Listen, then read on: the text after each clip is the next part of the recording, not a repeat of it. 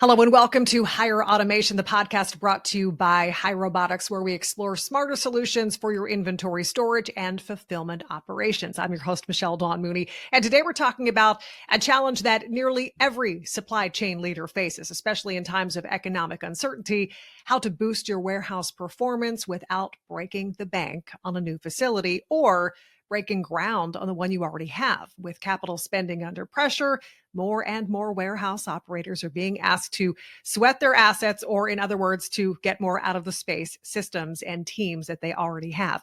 And joining us today are two experts who know exactly how to make that happen. First up is Ron Egan, Senior Vice President at FORTNA, who helps top brands boost their performance and profits through smarter automation strategies. And then we have Hunter Senn, Vice President of Sales at Hai Robotics, who helps companies across e-commerce, 3PL, healthcare, and beyond optimize their storage and fulfillment operations with flexible goods-to-person automation. And together, they bring deep experience in turning operational challenges into opportunities to drive efficiency, increase capacity, and stay future-ready, all without major disruption. So, Hunter, Ron, thank you so much for being here today. Thanks for having us. Absolutely. Thank you, Michelle.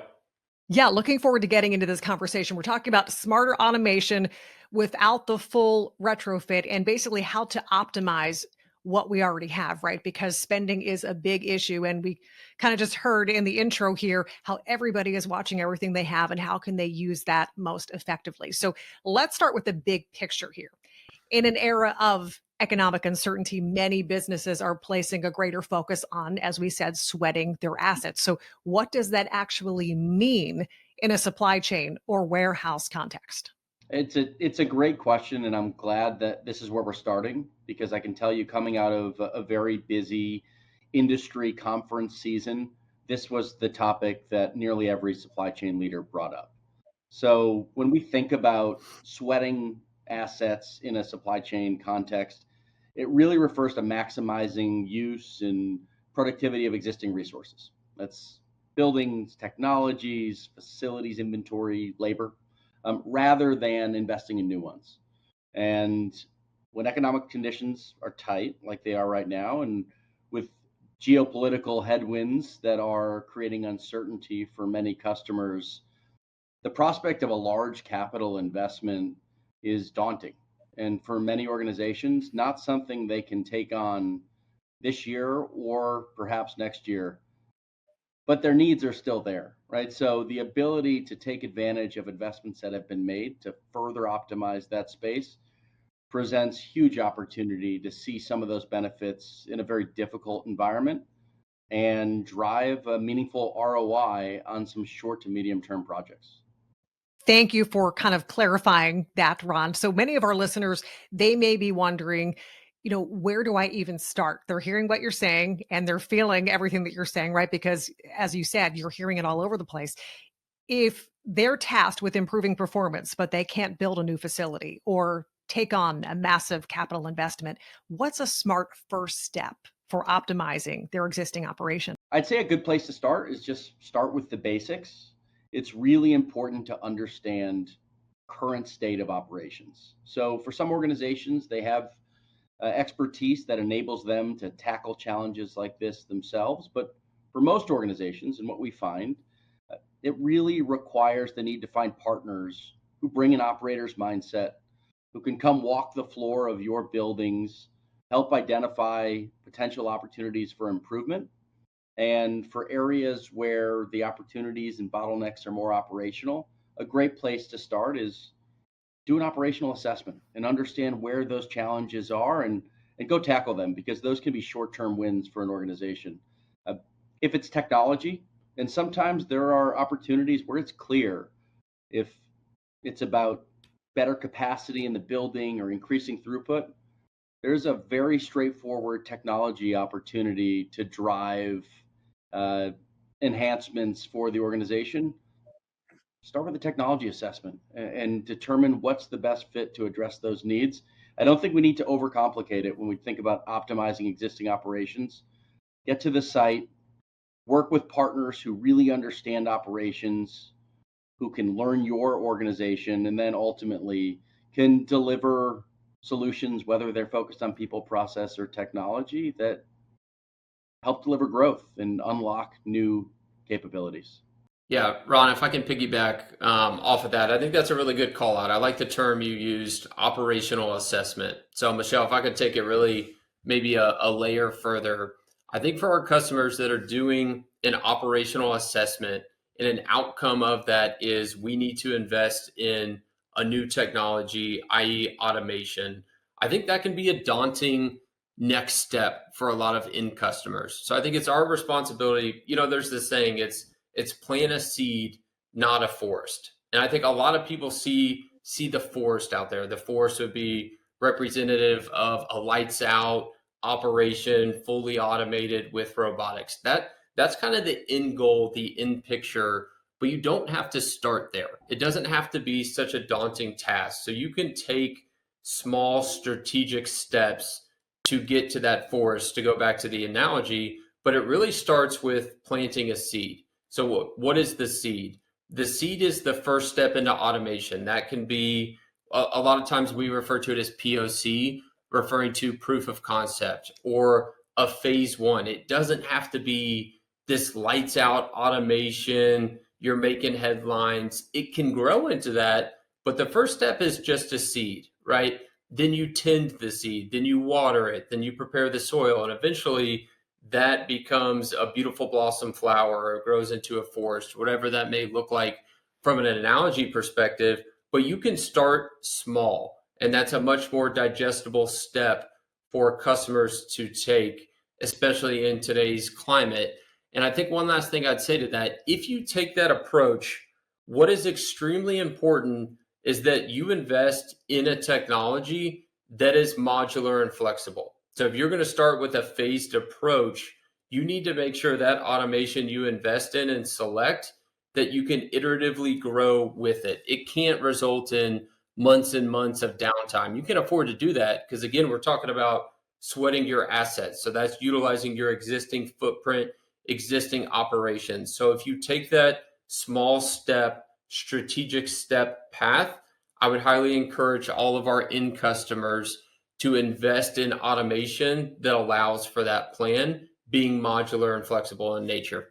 And I want to take that a step further. Ron, from your work at FORTNA, Hunter, from Hai's perspective, what does a modular approach to automation really look like when it comes to putting it into practice? Can you share some examples of how companies are scaling up gradually, talking about planting the seed, Hunter, without disrupting their current workflows? Yeah, it's a great question. And in the world of more organizations looking to sweat their assets, we're talking about brownfield projects typically. These are retrofits with existing operations ongoing. And Hunter said it well, you can't disrupt current operations to bring in new technology in almost all cases. So, with that in mind, some of the projects that we've worked on to enable customers to stay operational while bringing in new technology, that's been a focus that centers around understanding their operations, understanding their data well enough to say, this is what a phased approach looks like. And then here's the technology that will enable you the flexibility to grow. Part of Hunter's analogy he used around uh, planting a seed versus looking at the forest. We see that all the time. You could easily design systems that have extremely large and complex automation. And the reality is that's too much for many organizations to take on, particularly in this environment. When we find technologies that enable our customers to grow over time, technology that enables customers to invest in what they need for today and tomorrow with a path to where they'll need to be in 5 or 10 years, that usually comes to the top of the list for what we recommend to our customers, because it's just really important that technology brings flexibility, enables customers to grow responsibly and spend responsibly, and all of that underpinned by we can't disrupt existing operations. So it's a complex Rubik's cube, if you will, of of a problem to solve, but there's great companies out there. I think FORTNA and Hai are at the top of the list who have ample experience operating in that environment and have the ability to deliver modular approaches that mirror the growth trajectory that many of our customers are on. Yeah, and I think, Ron, that's a really good point. One of the, at least from our perspective, one of the hardest questions for customers to answer is, what are your growth projections? Meaning, what are you going to look like in 5 years' time? Let's be honest, you can do data analysis, you can do data modeling, you can try to do some different things going on in the AI landscape. But at the end of the day, there's an uncertainty there. I mean, if you would ask people 10 years ago or 5 years ago, would they be doing this much e-commerce volume today? They probably would have said, no way. We're just not reliant on brick and mortar stores anymore, which is putting more and more pressure on these distribution centers. So I think if you start small, going back to planting a seed, I think two questions you need to make sure you can answer is, how can I increase my storage density in the future? So in layman's terms, it's, hey, if the company wants me to add more SKU sets or more volume, how can I fit more bins, more storage density in the automation footprint? That's a very important variable you need to make sure that you can adjust and plan for in the future. And then the second one is throughput, right? What happens if e-commerce just continues to grow more and more and more? How can I add on to my automation system to get additional throughput out of it? Now, you can answer that question a lot of different ways, pending the technology selection. But I think as a good starting point and good foundation, wherever you start, you need to make sure you have those two levers accounted for. How do I get more storage density? How do I get increased throughput? And Ron's exactly right. With those two variables changing as your business grows, how do I add those to my automation investment without risking substantial downtime? Because again, this is their existing facilities. They cannot be down. So I think doing that homework, so to speak, up front is extremely important for our end customers and their ultimate success. Hunter, one thing that I might offer, and it's directly related to your comments around how do you plan for things like e-com growth. We saw during the pandemic a significant increase in e-com volumes, and there were design decisions and projects, both greenfield and brownfield, that were in large part driven by rapid growth in the e-com space. For companies that made investments in technology and in processes that were flexible, even when e-com growth may not have met the projection from 2 or 3 years ago, they still find themselves in a great place for long-term growth, even with a shift in what their omni-channel distribution looks like. I'd say there are others that invested heavily in solutions that were very e-com focused. And when e-com growth didn't come, they find a very challenging environment with a lack of flexibility on how to move forward. So I would just call that out as a really important piece. We all think we know where the market's going, but if we've learned anything in the last 5 years, if we've learned anything in the last 6 months, we don't. Right? And we have to be well prepared, to be flexible, to be nimble, that we can handle whatever the market throws at us collectively. I 100% agree with you. In summary, you have to future-proof your system because we don't know where demand's going to go. We don't know what the economy is going to do. So you need to prepare for the unexpected and make sure you're investing in the right technology that is quote unquote future-proof and can allow you to evolve as your business needs evolve. So I completely agree with you. And if we did know, we should probably buy a lottery ticket because that's I probably agree with you. That's right. there. Let's talk about ROI because really it all comes down to the bottom line, right? So with regard to balancing cost versus impact, how do goods to person technologies like modular ASRS systems help improve key metrics like space utilization, labor efficiency, order accuracy?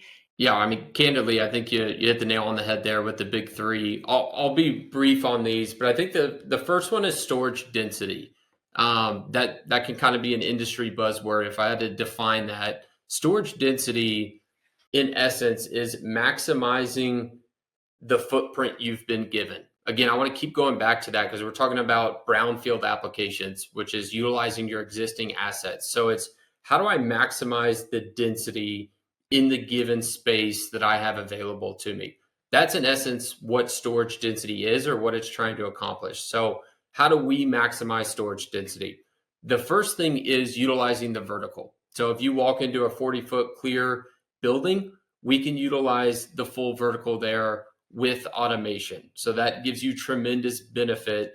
And then we can also go 2 deep and all the way up to 3 deep. So that maximizes your storage density, which gives you a great ROI. And also, customers are facing more and more pressure to add more volume, and not just volume with the given SKUs. They're also facing pressure to add additional SKUs to their business. So storage density is extremely important, maximizing out the storage density in your given footprint. The other one I would say is labor efficiency. We all talk about the average to peak ratio. So when Christmas time comes along and everyone's ordering online, myself and my wife included, you order a dozen things, then you return more than half of them.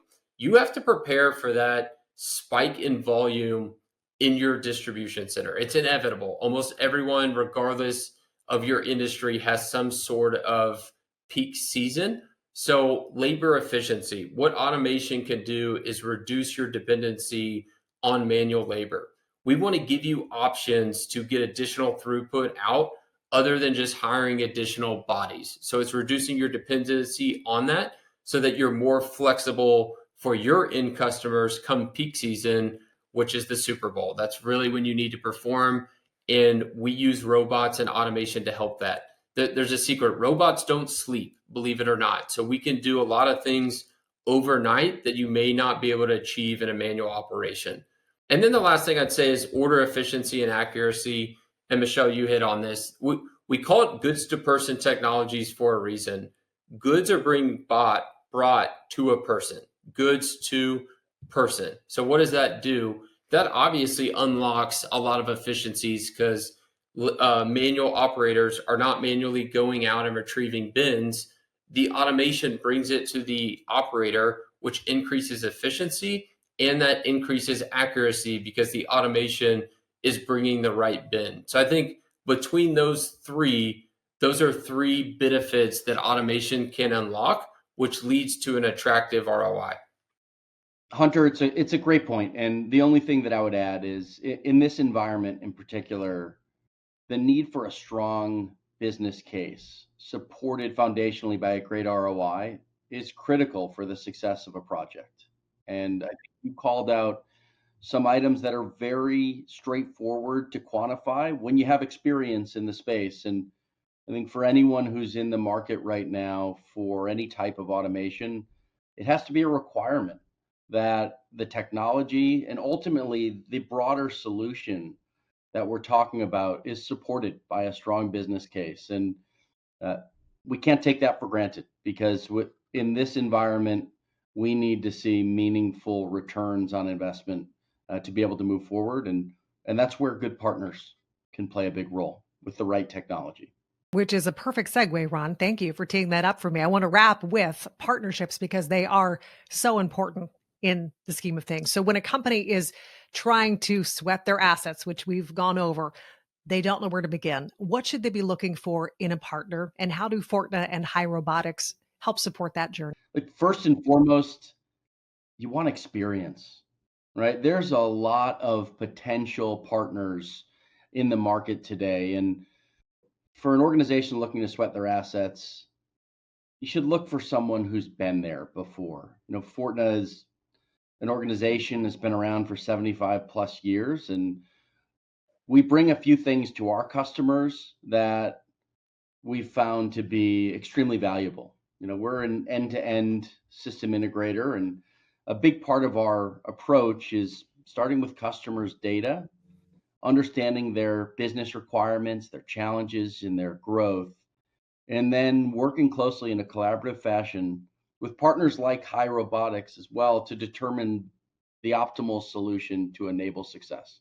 And success could be extending the life of a building for 3 to 5 years to truly sweat those assets. Success could be we need to reduce our time to customer from 2 days to one from an SLA standpoint. Success could be we need to increase capacity of the building by 30% because we're growing as a business or we purchased a new brand. And for all of those situations, I think it's important to pick partners that bring an operator's mindset, understand the business, have the track record and the experience of having done projects like that before, and ultimately are set up not just to support the front end, but have the infrastructure and commitment to go deliver a project and support it. And by that, I'd say, if a design for a new system takes 6 months or 9 months, and a new implementation may take anywhere from 12 to 24 months, it's time to sweat the assets from that point forward. And it could be 10, 15, 20 years. So I think it's really important to find partners who are as committed to providing support after a system goes live as it is for those that have great technology or have the ability to design a new solution. I think that's a very good call out. If I may add to it, at a high level, I think it's important to understand too, specifically between Hai Robotics and FORTNA, why we formed this strategic partnership and why it's taking off and blossoming so well is we have similar value systems, right? We care about our customers. I think Ron hit on it right there. It's not just about getting to go live. It's about supporting that customer post go live throughout the entire life cycle. And one thing we pride ourselves on is active listening. So I can tell you firsthand, when Ron and I go in to a prospect or a new potential customer, we're not pitching an off-the-shelf solution. We're not going into presentation saying, hey, it's about Ron and it's about Hunter, because it's not. It's about the customer. So what's our approach is we actively listen. We go on site. Ron's sitting in a hotel room because he's about to go on site. When we get on site, we can understand a day in the life of our customers. And most importantly, we understand their pain points.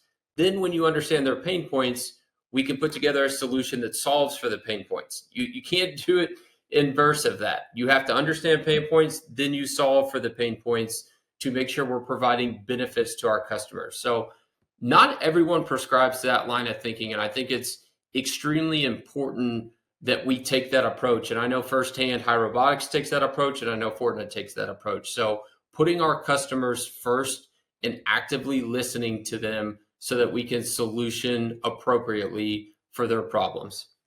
Thanks, Hunter. And I'm glad that you brought up the partnership between Hai Robotics and FORTNA. FORTNA has a long track record in this space, but we're very selective around who we build strategic partnerships with. And when we announced the partnership earlier this year, a big reason for that was not just innovative technology that is continuing to improve and disrupt the market, but really driven by the commitment to quality from Hai Robotics. When customers come to us, and we have multi-decade relationships in place with some of our partners, there's an expectation not just for capabilities, but for long-term success. And a high degree of quality and flexibility is required. And for us, we saw that and more in the opportunity to partner with Hai Robotics. And we're really excited in a world where customers are coming to us, many of our longtime customers as well, asking what they can do to sweat their assets and further extend the life of their building. It's partnerships like the one that we have here with Hai Robotics that enable us to confidently come back to them and say, we have a solution. Let's have a conversation. Great way to end things. Ron Egan, Senior Vice President at FORTNA, and Hunter Senn, Vice President of Sales at Hai Robotics. Thank you both for your time. A lot to dive into today, a lot of concerns that people are having, but hopefully, I love the word solution that you used, Ron, to end things off here. So thank you for your time. Appreciate you being here. Thank you. It was a pleasure. Thank you, Michelle.